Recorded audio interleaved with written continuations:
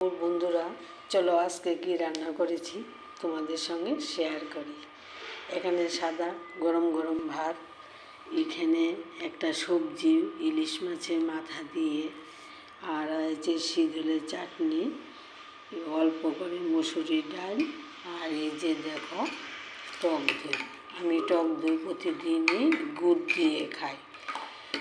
এই যে দেখো বন্ধুরা, আজকে এইটুকুই রান্না করেছি, বেশি কিছু করিনি। শরীরটা খুব ভালো না, তার জন্য অল্প করে রান্না করেছি। মুখে রুচি নেই, শীতলের চাটনিটা করেছি। দেখো বন্ধুরা, চলবে তো? চলো আমরা সবাই মিলেমিশে খেয়ে নিই। সবাই পাশে থেকো।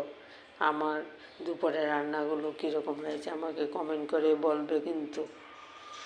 এই যে দেখো সাদা ভাত